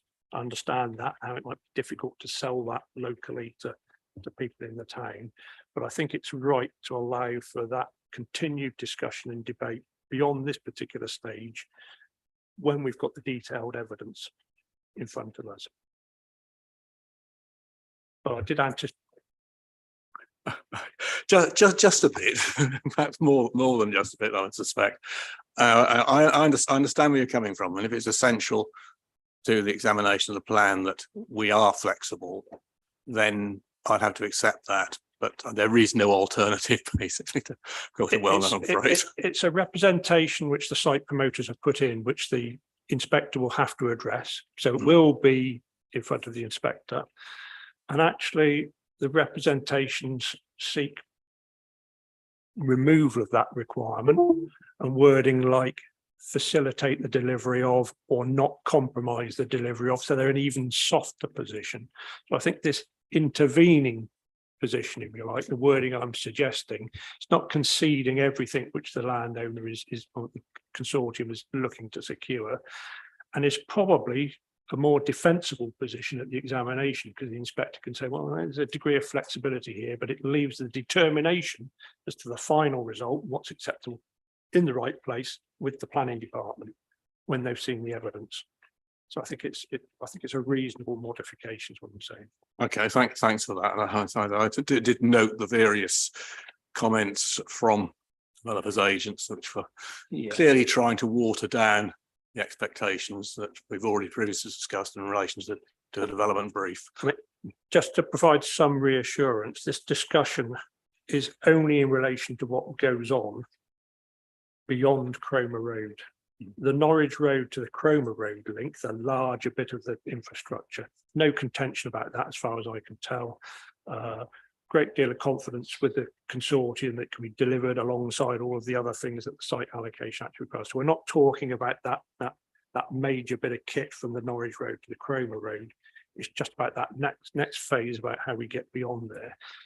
And you know, involving Network Rail in anything is notoriously difficult and problematic, and we shouldn't close our eyes to sort of ransoms and negotiating positions being adopted by various parties here. And the more flexibility we've got in our policy, to some extent, the more we're likely to be able to enable those works to actually happen without either party adopting an unreasonable position. It's certainly much easier to go over a railway line than it is to go under one. So if you go over a railway line, it's a highway structure rather than a railway structure, but you still need the consent of the rail company to do any substantial works to that bridge, which is going to require some widening and footway provision under whatever options we're looking at. That will involve the Network Rail as a consenting or licensing organisation. They'll need to be content with those works. Thank you. The final point is just thank you for putting that additional bit about landscaping on the Norwich Road Nursery Drive site. Of course, it won't have any powers at the time we have to deal with the current application on that site, but it's worth quoting when we come to the debate. Thank you. I'm conscious of time. We're now at 11:40, so we've been going for an hour and 40 minutes. So I think I'm duty bound to ask the question, do we need to take a short 10-minute break, or do members wish to continue? You have to learn what today? Shall we take a short break? I need to leave earlier as well, so. What time are you? You prefer to press on? Yeah. Yeah, well, if there's no essential need to take a break, comfort break or whatever, then I'm content to press on. So I've got three people waiting to speak. Councillor Gay, on the next one. Thank you, Paul. Thank you, Chairman. I'm sorry, I have a few things here. I'd just like to begin by saying I'm very satisfied with the proposed amendments which have not been accepted in the earlier documents. So I'd like to begin with that.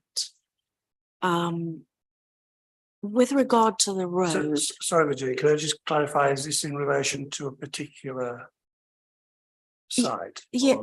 Sites? These are the comments I have on the proposed modifications or questions. In relation to the North Walsham site? Yes. Sorry. In relation to North just Walsham for the benefits of So the minutes. I was going to begin by saying the ones which had not been accepted, which we haven't discussed in detail, are fine with me. Secondly, with regard to the road, I am concerned about this for the same reasons as Councillor Heinrich, because support within the town for this entire policy, and I know this isn't news to Mark, has been based on the provision of the road through from the Cromer Road to the industrial site. So I am concerned about that. And unless otherwise agreed, that's nice, and I can see how it could help to persuade an inspector that you know, your entire plan is not dependent on one thing. But I do have to ask the question, agreed by whom? By us. Okay, can you say that? Yes. Okay, Yeah, so that, yeah, unless otherwise agreed by the local planning authority, then whatever the policy requirements are. Yeah, it's kept me awake at night, this one, Virginia. I have to say, I fully understand the position in the town, and my instinct would be to bat away these representations and say, we've agreed a position, we've consulted on a position. Let's let the inspector determine the right outcome through the examination process. That's where I started. And then I've obviously heard representations from the consortium, the landowner developers who were interested in developing the site, and thought about the practicalities of implementing this. And the basic premise, the argument put is yes, there's a solution which the policy requires, but what if there was evidence that led to a different solution? I don't think there is necessarily a different solution. I'm not saying that, but what if there were evidence submitted as part of the, you know, holistic traffic survey that needs to be produced here that suggested an alternative was better in some way? The policy excludes that as an opportunity at the moment, as a possibility. That alternative would by definition be a departure from policy because it's not allowed for in the current wording.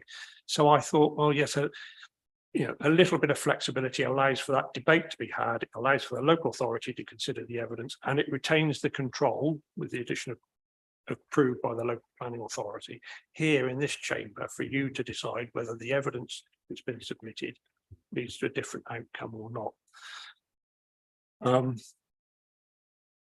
And it's quite a compelling argument in a way. And I'm perhaps a little bit reasonable, perhaps a little bit too soft on these things, but it didn't feel like an unreasonable position to be in, where we were turning around and saying, well, if we'd accepted the representations that we made in full about, you know, facilitating or contributing towards or not compromising delivery of, I think that would have been a step too far. That was essentially saying, here's a get out of jail free card, you do what you want and we'll forego what we want. And I think that would have been wrong at this stage. Whereas the wording I put in allows for that continued discussion to be informed by submission of future evidence. But it's entirely within the gift of the working party to say, no, we don't agree with that. We'll need to stick with what we've got, or can see some sense with them. Okay. I'll just move along here, Chairman. I think one or two of these questions I asked informally last time because I was going to be leaving. And I can't find the answers. A non-designated heritage site, what's the difference legally between a non-designated site and an undesignated site?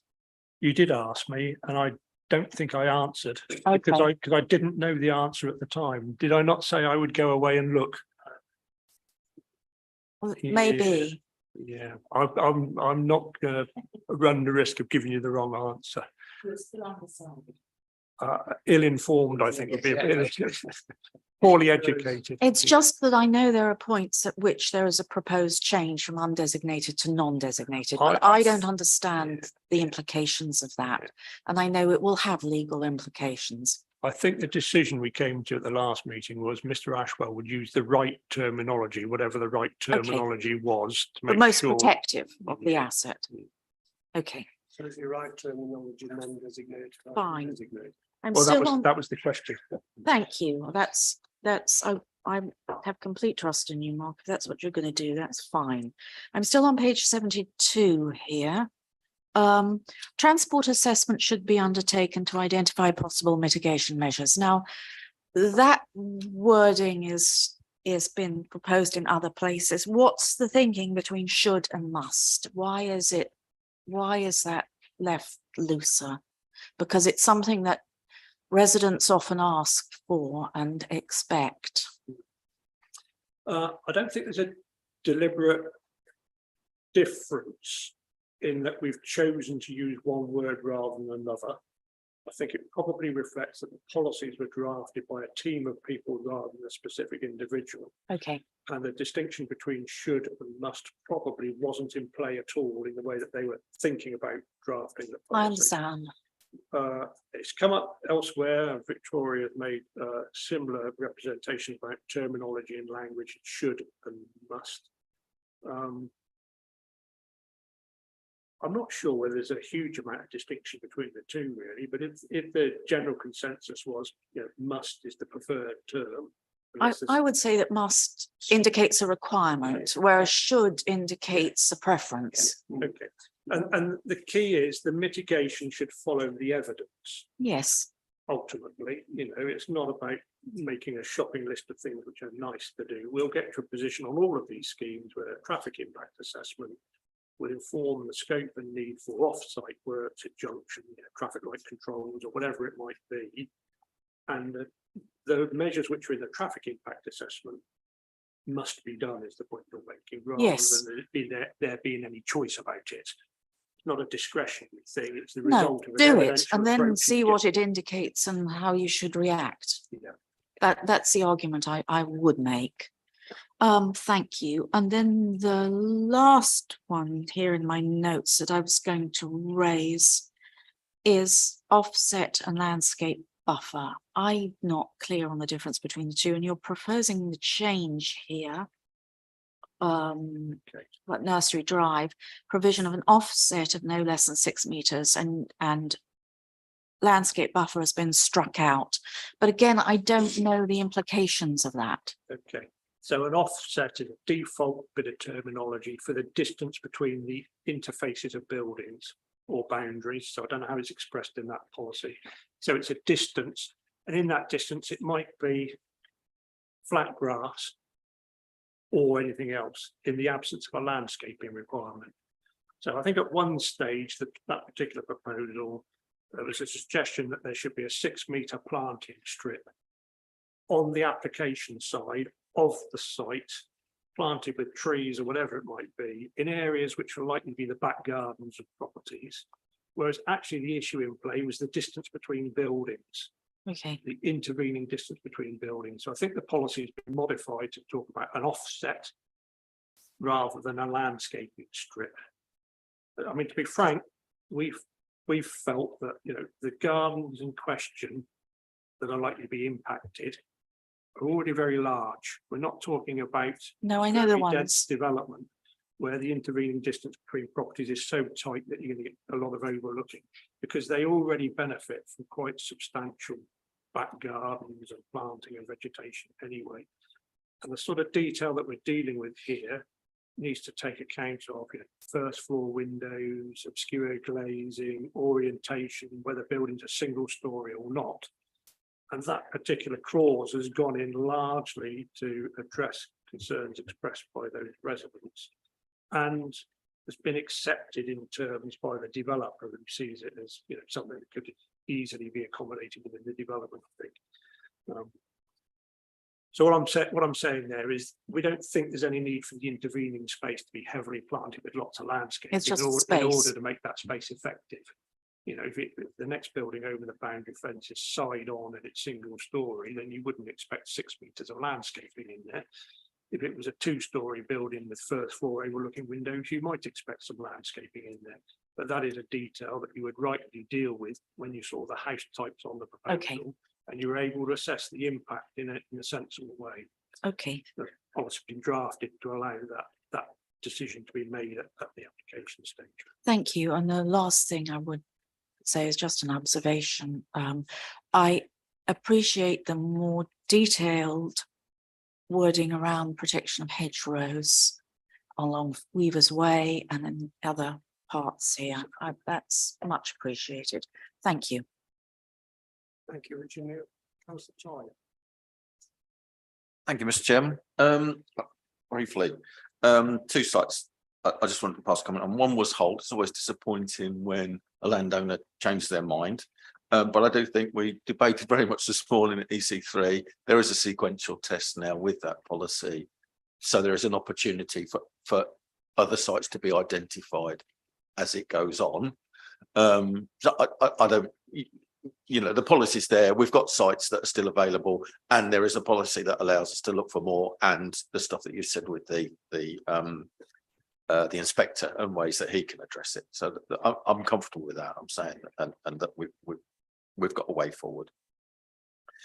The other one is North Walsham and this transport issue. I agree with the flexibility. There may be solutions that we don't know already, but it would be my take that it must deliver an improvement, not that we do a traffic survey and say, well, the traffic's going to be no worse, therefore we'll leave it alone. I think for the people of North Walsham to make this acceptable, there must, whatever scheme comes forward, must deliver an improvement. It can't stay as it is just because there's no more lorries going to the. Now, I know a developer is going to say, well, that's not our thing, but actually that is part of the developing of this site, is that there's a deliver on improvement, particularly for HV traffic through the town.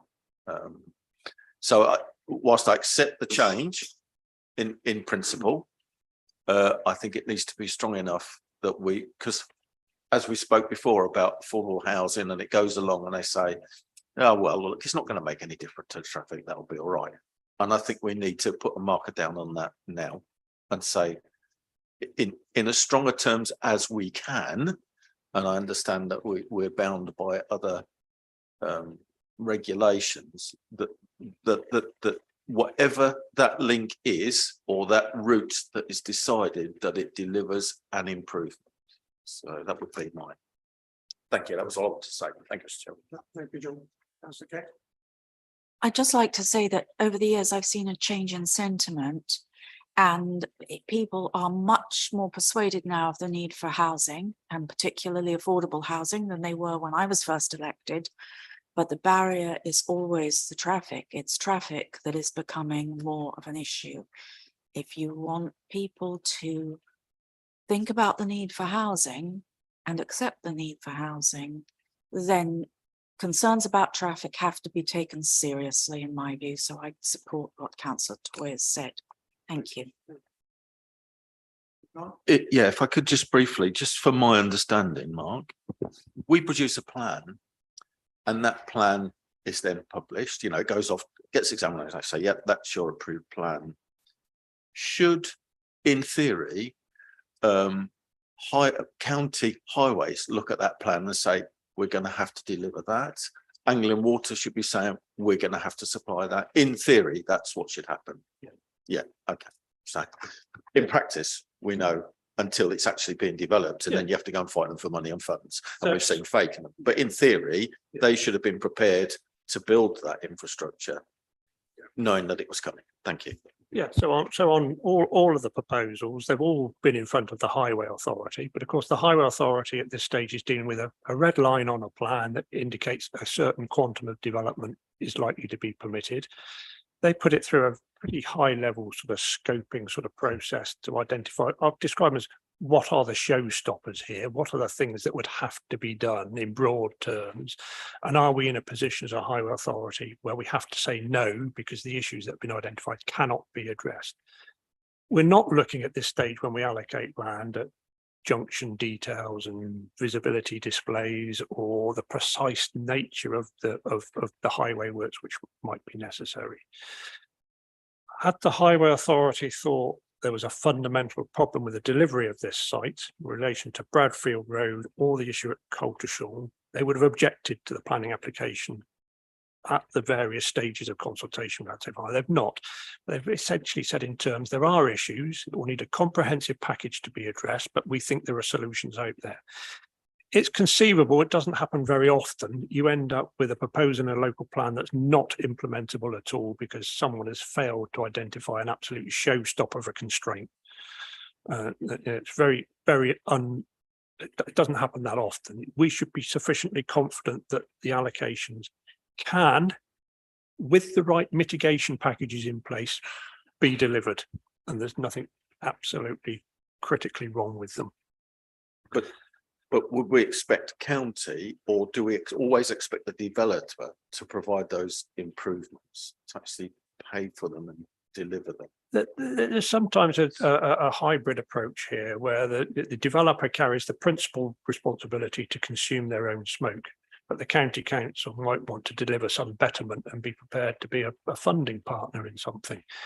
So, you know, a hybrid solution will materialize that's got some public money put into it. But you start from the premise that it's for the developer to fund the mitigation works which are necessary to make their proposal acceptable in land use terms. And that's where you start from. And then you might have a debate about, is there a need here? You know, for major bit of road infrastructure, the council has got an aspiration to deliver this very early, haven't they? They want these roadworks to be in the first phase of development rather than coming in dribs and drabs.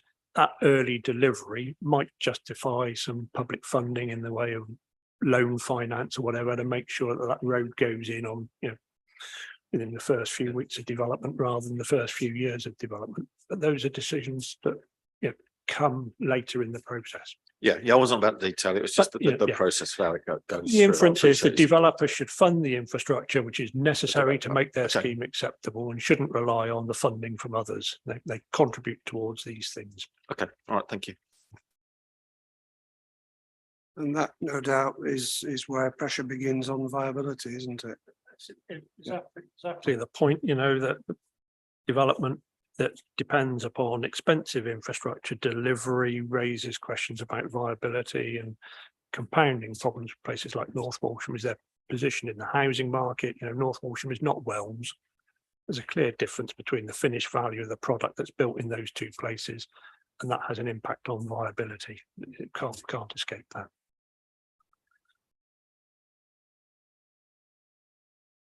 Okay, so I think what we've been going 2 hours now, doesn't time fly when we're all enjoying ourselves? So are there any other issues that that anyone wants to raise? You know, this is a sort of final sweep. Are we content to move to a vote, Mark, or is there anything else you want to add at this point? Shall I attempt to try and remember everything that's no? You're all content? No.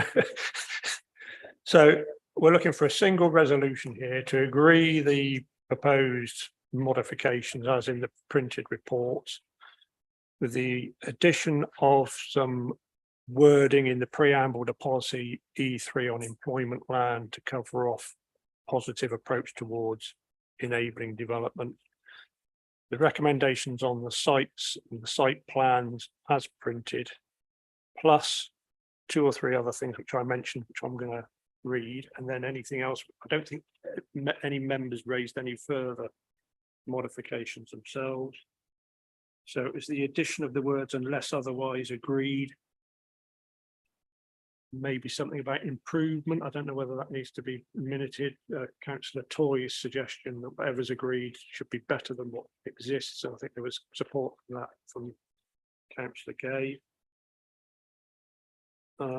There was a number of modifications from Councillor Pearce around providing the access to the Croma site early on prior to occupation, the need for traffic impact assessment and public consultation covering delivery traffic impacts as well. I think that was it. I think that's what I've noted down as the required changes, so as reported, plus those changes.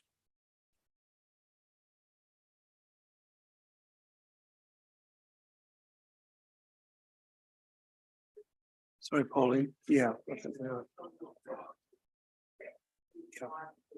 Yeah. Composite resolution. Councillor Kershaw's proposing. Do I have a seconder? Councillor Toy. So are we okay to proceed with the recommendations as printed? Yes, just to clarify, there will be just a minor tweak with recommendation that goes to cabinet, just to do with the second recommendation to say it will be the associated documents to the planning policy manager, and it will be in conjunction with the policy team leader. It's just to do our scheme of delegations. Right, so it's policy team leader in conjunction with, No, it will be to delegate minor amendments and finalisation of the submission version and schedules and associated documents to the planning policy manager.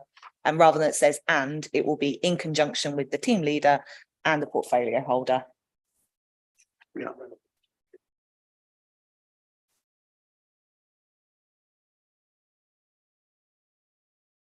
Yeah, okay. Right, we're all clear on that. Just wanted to make sure. So it's proposed and seconded. Can I have a show of hands, please, for all those in favour? Unanimous. Thank you very much. And thank you for those members who have raised points particularly relevant to their wards. And for supporting the recommendations, and I hope that we've gone some way this morning to satisfying your concerns in your respective wards. And I say that for all benefit of all members today.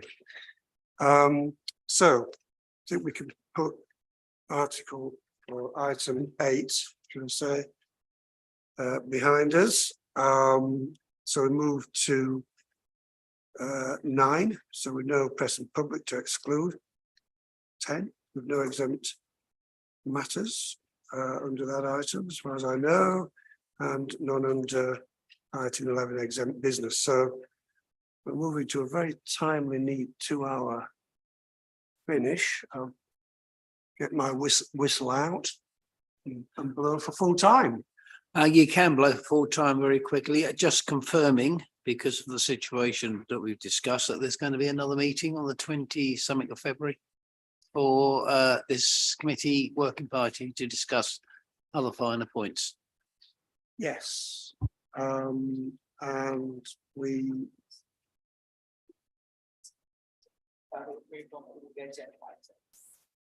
if you'd like me to, I can close the meeting. Sorry, at midday. Just finished agenda item Yes. 11. We haven't got any other agenda business. No. I don't know whether we want to switch off the stream.